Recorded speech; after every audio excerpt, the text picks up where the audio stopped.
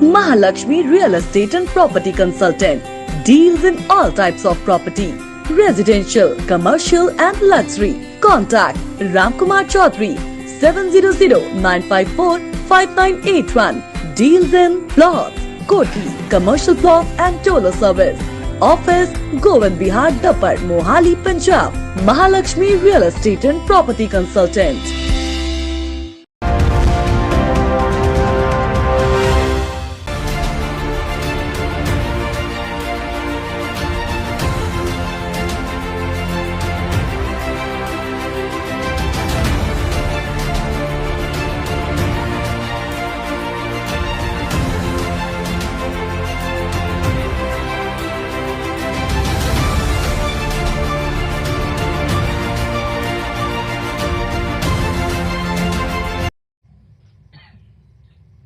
श्रीमान अर्जुन मुंडा जी,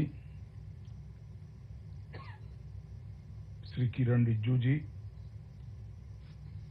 श्रीमती रेणुका सिंह जी, श्री फग्गन सिंह जी, जॉन बारला जी, श्री अनिल कुमार सचिव tribal affairs और आज देश भर से आए हुए ट्राइबल अफेयर्स मिनिस्टर, सांसद और ऑनलाइन इस कार्यक्रम से जुड़े हुए सभी भाइयों और बहनों, आप सभी को नमस्कार। आज का दिन पूरे देश के लिए और विशेषकर जनजातीय समाज के लिए बहुत महत्वपूर्ण दिन है। उन लोगों के लिए भी ये महत्वपूर्ण दिन है जो सालों से जनजातीय विकास के लिए, जनजाति की संस्कृति, संस्कार, कला, इसके संरक्षण और संवर्धन के लिए अनुसंधान भी करते हैं, नीतियां बनाने का काम भी करते हैं और नीतियों का इम्प्लीमेंटेशन हो, इसके लिए वॉचडॉग का भी काम करते हैं। इस सभी के लिए ये बहुत महत्वपूर्ण दिन है, क्योंकि आज श्री नरेंद्र मोदी जी की कल्पना के अनुसार राष्ट्रीय जनजाति अनुसंधान संस्थान आज अस्तित्व में आ रहा है, उसकी शुरुआत होगी। मित्रों, जब भी कोई एक नई शुरुआत होती है, हमें लगता है कि ठीक है भाई, एक और रिसर्च इंस्टीट्यूट बन गया, कोई अनुसंधान संस्थान बन गया। मगर आज कई ऐसे संस्थान देश में है जो 50-60 साल के बाद मुड़कर देखते हैं तो अगर हमें मालूम पड़ता है कि वो न होते तो क्या होता। देश में जब भी विकास आयोजन से हो, इसलिए प्लानिंग कमीशन की स्थापना हुई होगी, शायद इससे भी कम महत्व का वो कार्यक्रम होगा। मगर प्लानिंग कमीशन और बाद में अब नीति आयोग का योगदान देश के विकास में जब देखते हैं, तब मालूम पड़ता है कि अगर प्लानिंग कमीशन न होता तो विकास की गाड़ी हमारी डिरेल हो जाती, अलग रास्ते पे चली जाती। अनुसंधान के आधार पर विकास और विकास के मीठे फल हमने प्लानिंग कमीशन के देखे हैं।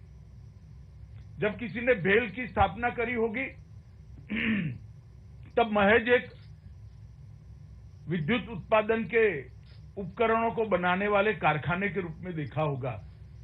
मगर जब आज एनालिसिस करते हैं 60 साल के बाद, 65 साल के बाद, कि देश के 91% विद्युत बनाने वाले कारखानों में जो संयंत्र है वो भेल का बनाया हुआ है। जब भेल न होता तो क्या होता, हमें इसकी कल्पना जब भेल बनता है तब नहीं आती। जब LIC की स्थापना हुई होगी, लगा एक इंश्योरेंस कंपनी सरकार ने बना दी,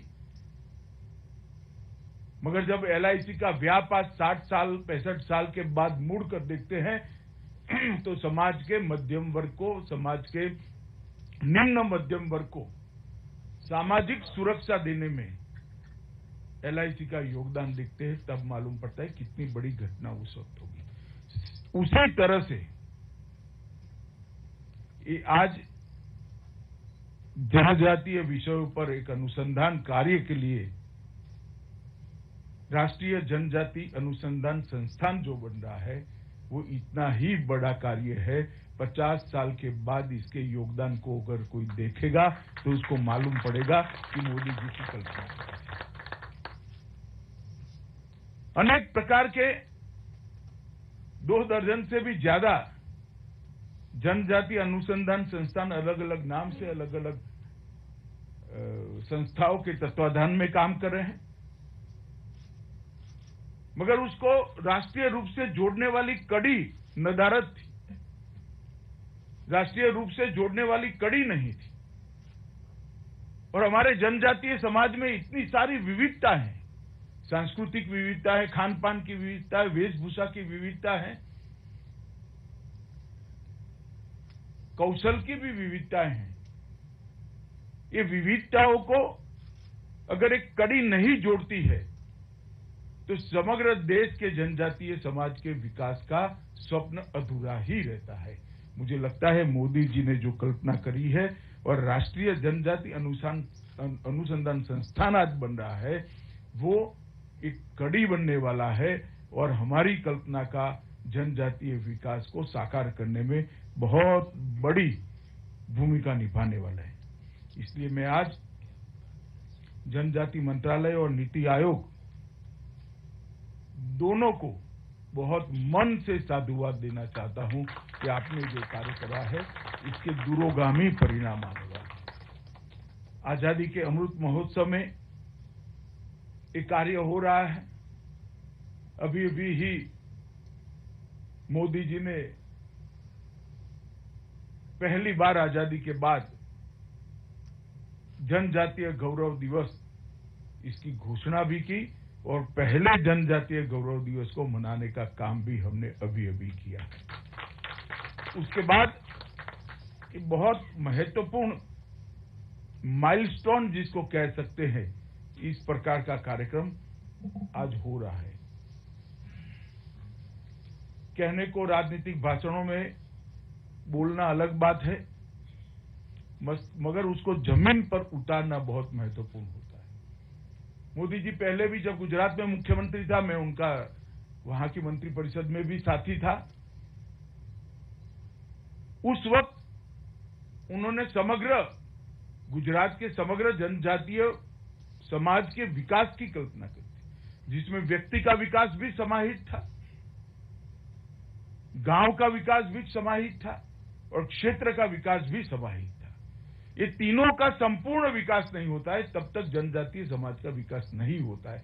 इसलिए तीनों विकास को समाहित करते हुए उन्होंने वनबंधु कल्याण योजना वहां जमीन पर उतारी थी और पहली बार आजादी के बाद जो जनजातीय समाज को संविधान ने अधिकार दिया है, जितनी आबादी है उतना बजट में आवंटन होना चाहिए, वो किसी राज्य ने किया तो नरेंद्र मोदी जी के नेतृत्व में गुजरात में किया गया। सबका विकास, समावेशी विकास, सर्वस्पर्शीय विकास, उसको लक्ष्य में रखकर ये वनबंधु कल्याण योजना उस वक्त बनाई गई थी। अब मोदी जी प्रधानमंत्री बने हैं, उन्होंने राष्ट्रीय स्तर पर भी अनेक प्रकार की विविधता वाले इस देश के 8% जिसकी आबादी है 10 करोड़ से ज्यादा जनसंख्या है, ऐसे जनजातीय समाज को एक सूत्र में इसके विकास को पिरोने के लिए इस संस्थान की कल्पना की थी। आज उसका मूर्त स्वरूप मिल रहा है। जल, जंगल, जमीन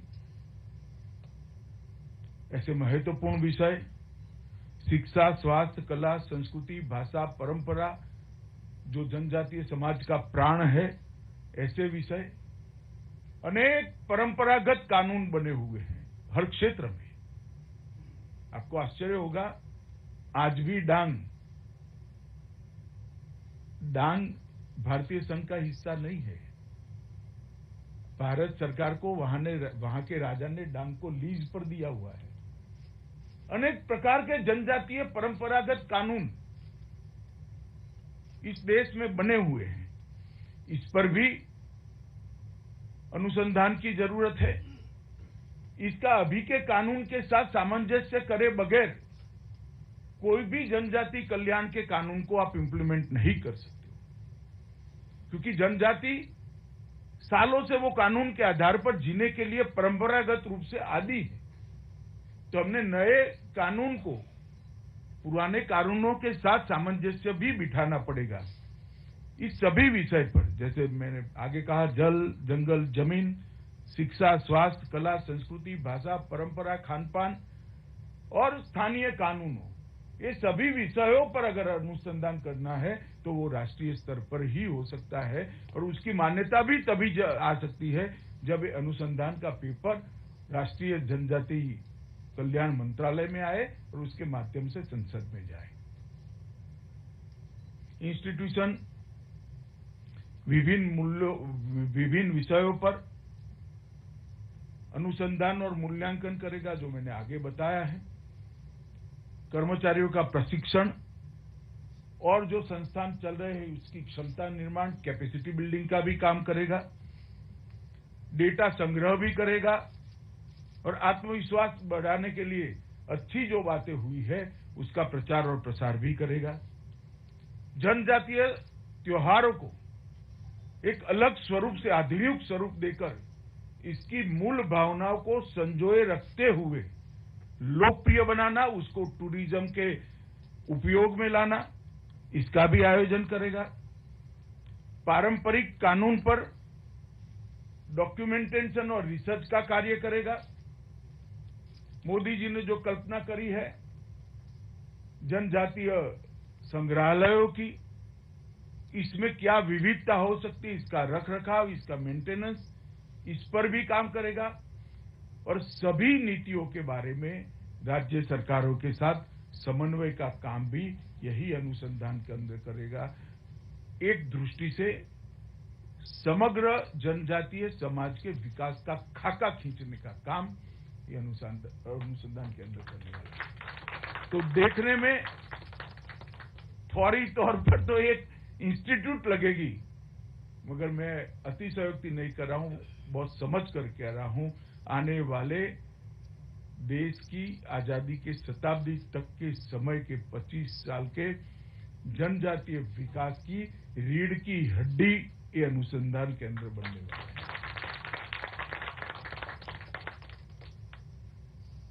अनुसंधान संस्थान और जन शिक्षा के लिए मोदी जी ने शुरुआत से बहुत बल दिया है। जब कांग्रेस की सरकारें चलती थी तब 2014 में इसके लिए बजट 7 करोड़ रुपया था। मेरी बात ध्यान से सुनना, 7 करोड़ था।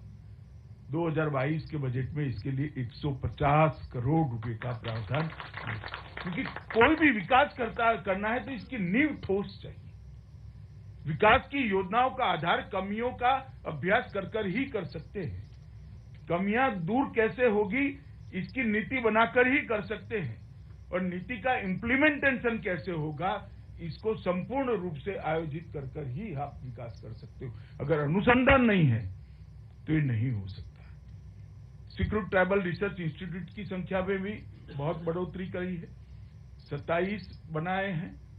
और सेंटर फॉर एक्सेलेंस ऐसे कोई क्राइटेरिया ही नहीं था, मोदी जी ने आने के बाद बनाया। मुझे कहते हुए आनंद है कि 49 प्रतिष्ठान आज सेंटर ऑफ एक्सीलेंस के रूप में सर्टिफाइड है। शायद वो ओडिशा या गुजरात या झारखंड में गांव में जो ट्राइबल महिला है उसको मालूम नहीं है, मगर ट्राइबल जनप्रतिनिधियों ने, ट्राइबल के क्षेत्रों में काम करने वाले एनजीओ ने, इस रिसर्च इंस्टीट्यूट के अंदर काम करने वाले रिसर्चर ने इसका बहुत अच्छे से उपयोग करना चाहिए कि आदिवासी का, ट्राइबल का स्वास्थ्य कैसे ठीक हो, इसकी खानपान की परंपराएं बनाए रखते हुए इसके न्यूट्रिशन के प्रॉब्लम को कैसे हल कर पाए, जो परंपरागत रोग है इसको हम कैसे हटा पाए, और इसको सम्मान के साथ आत्मनिर्भर कैसे बनाया जा सकता है। ये सारी चीजों को इस इंस्टीट्यूशन और सेंटर फॉर एक्सीलेंस से ही हम आगे बढ़ा सकते हैं। मोदी जी ने 2014 में ही महसूस किया था कि ट्राइबल रिसर्च में बहुत बड़ी भिन्नता है। हर राज्य का एक अलग स्वभाव है। राज्यों में भी कई बार जिले जिले में ट्राइब्स का अलग स्वभाव है। राष्ट्रीय स्तर पर जनजातीय नीतियां सभी देश की जनजातियों का प्रतिनिधित्व नहीं करती हैं। जनजाति संबंधी लेगेसी के मुद्दों पर भी कई सारे विवाद सालों से लटके हुए हैं। इसका भी निपटारा जरूरी है और जनजाति मुद्दों पर नॉलेज बैंक भी बनाना चाहिए। ये सभी चीजों को ध्यान में रखकर इंस्टीट्यूशन की कल्पना की गई थी और इंस्टीट्यूशन की स्थापना करी। लगभग 10 करोड़ के खर्च से नेशनल ट्राइबल रिसर्च इंस्टीट्यूट की आज स्थापना हो रही है। कम से कम मुझे इसका बहुत बहुत आनंद भी है और मैं बहुत आशावादी हूं। सरकार को नीतिगत जानकारी भी ये अनुसंधान संस्थान देगा। राष्ट्रीय नोडल एजेंसी के रूप में भी अनुसंधान संस्थान काम करेगा। सांस्कृतिक विरासत के संरक्षण और संवर्धन के लिए राष्ट्रीय ज्ञान केंद्र भी यहीं बनाया जाएगा। शैक्षणिक, कार्यकारी और विधायी क्षेत्र में जनजातियों के समस्याओं का और मुद्दों के समाधान के लिए भी अनुसंधान का एक बहुत बड़े वाइड मैंडेट के साथ इसकी कल्पना की गई। इसलिए मैं सभी जो नेता मेरे सामने बैठे उनको कहना चाहता हूं कि इसको एक फॉर्मालिटी मत समझिएगा। आज आप बहुत ऐतिहासिक कार्यक्रम में उपस्थित है, इसका मान कर रहे हैं। जनजाति सम्मान के लिए मोदी जी की सरकार ने ढेर सारे काम करे हैं। एक फिल्म भी हमने देखी। कई सारे राज्यों के अंदर हमारे भुलाए गए, विसरे गए कांग्रेस शासन में जिनको भुला दिया गया, ये सारे जनजातीय नेता को गौरव प्रदान करने का काम नरेंद्र मोदी जी ने किया है। खासी गारो आंदोलन हो, मिजो आंदोलन हो, कौल आंदोलन हो, मणिपुर का आंदोलन हो, वीर दुर्गावती का शौर्य हो या रानी कमलापति का बलिदान, ये सबको कहीं ना कहीं गौरव देने का काम भारतीय जनता पार्टी की नरेंद्र मोदी सरकार ने भगवान बिरसा मुंडा के साथ जोड़कर आदिवासी जनजातीय गौरव दिन मनाने का भी हमने फैसला किया है। 10 संग्रहालय भी हम बना रहे हैं और मैं मानता हूं लगभग 200 करोड़ रुपया इसके लिए हमने खर्च करे। मैं आज एक अलग परिप्रेक्ष्य में मेरे मंत्रालय से जुड़ी हुई बात भी करना चाहता हूं। मैं जब गृह मंत्री बना, गृह मंत्रालय का रिव्यू कर रहा था, तब मुझे अजीब लगता था कि गृह मंत्रालय में नॉर्थ ईस्ट क्यों रखा है। गृह मंत्रालय का काम डेवलपमेंट है ही नहीं। वामपंथी उग्रवाद का भी सेल हमारे यहां बना है जो विकास का काम देखता है और जम्मू कश्मीर सेल भी बना है। ये तीनों क्षेत्र में एक प्रकार से जनजातियों से जुड़ी हुई अनेक समस्याएं लंबित थी जो जाते जाते जाते जाते कानून और व्यवस्था की परिस्थिति में परिवर्तित हो गई। और मोदी जी ने, भाई किरण रिजिजू नॉर्थ ईस्ट से आते हैं, 19 के बाद नॉर्थ ईस्ट के अंदर हमने एक के बाद एक के बाद एक के बाद कई सारे कदम उठाए हैं। इतने सारे ट्राइबल्स जातियों के साथ हमने समझौते करे हैं कि आज लगभग अब सफा नॉर्थ ईस्ट के 66% से ज्यादा क्षेत्र से हम उठा लिए हैं और शांति प्रस्ताव।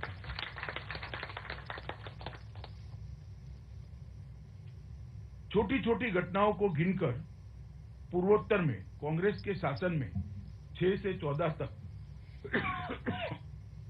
8 ही साल के शासन में 8700 घटनाएं हुई थी और नरेंद्र मोदी जी के शासन में 8 साल में वो 1700 पर पहुंच गई है। 8700 से 1700 तक आप कल्पना कर सकते हैं। पहले 304 सिक्योरिटी पर्सनल का मृत्यु हुआ था 8 साल में, अब 87 लोगों का मृत्यु हुआ है। नागरिकों की मृत्यु 1990-2000 थी, आज घटकर 217 तक सीमित कर दी गई। इससे आप कल्पना कर सकते हैं कि नॉर्थ ईस्ट के अंदर कितना बड़ा बदलाव आया है।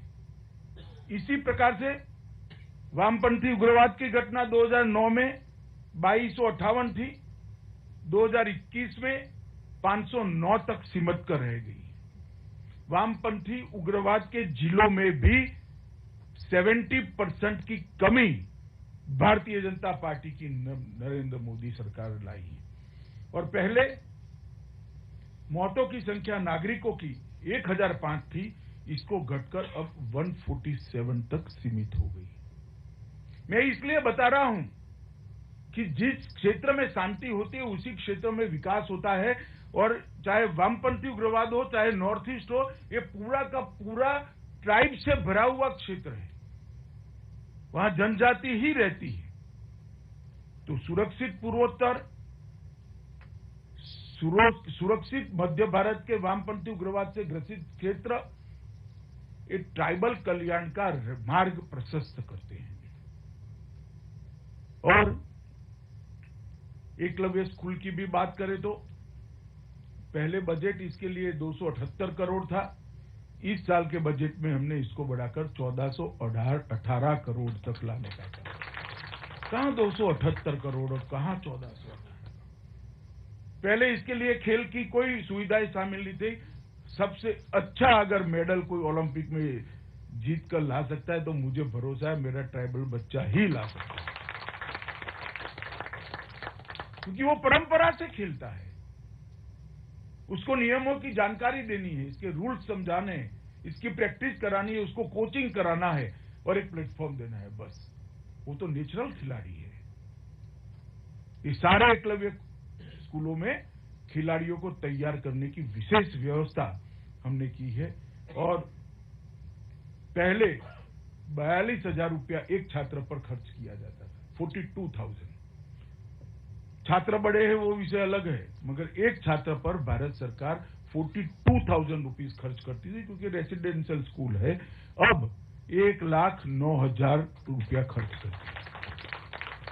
एक छात्र पे जो 42,000 खर्च करते थे उसकी जगह 1,09,000 रुपया का खर्च करते। यही बताता है कि नरेंद्र मोदी सरकार कितनी बारीकी से चीजों को सोचती है और जो योजना लेती है वो योजना को इसकी आत्मा समझकर परिपूर्ण करने का हम प्रयास करते हैं।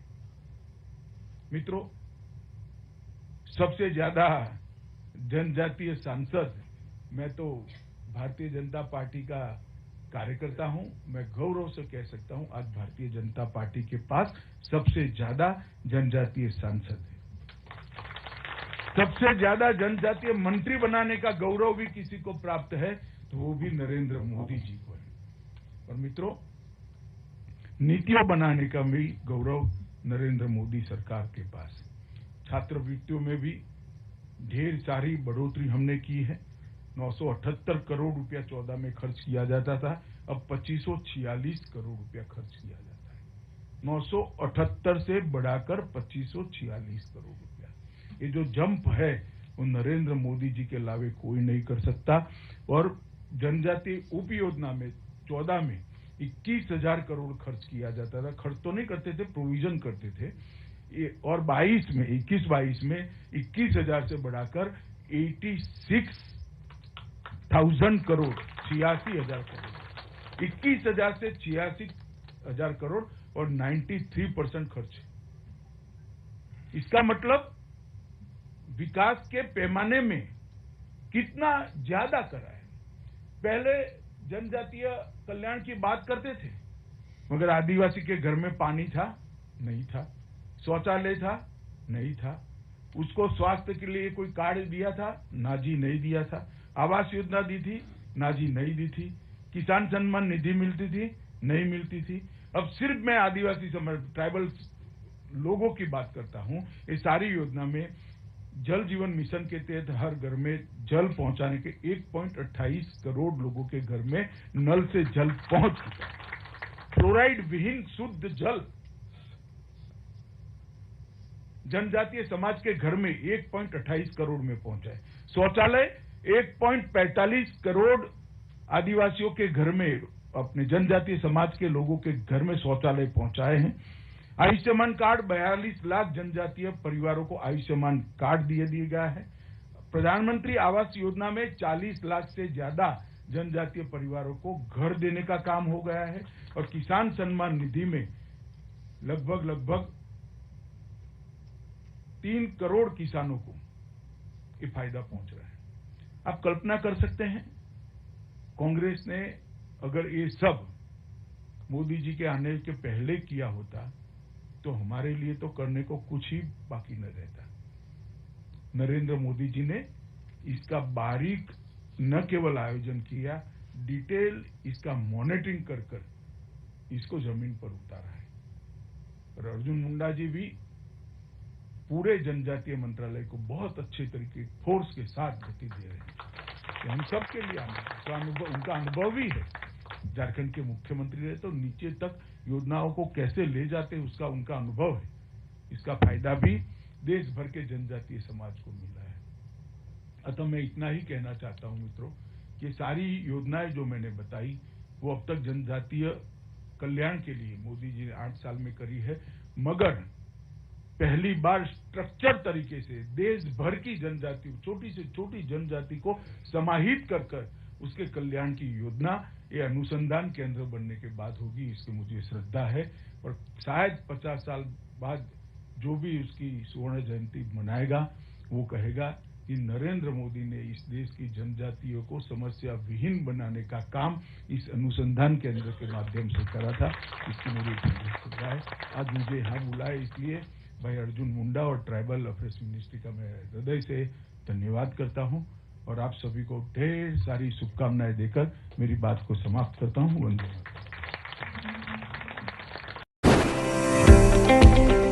Haryana Marble Store, the best Italian marble, granites and tiles. Specialist in Italian marble, Katni marble, all Indian and imported granites. Haryana Marble Store, Marble Market, Sarangpur, Chandigarh. For more information, call 9888 8432 636 9988 188801.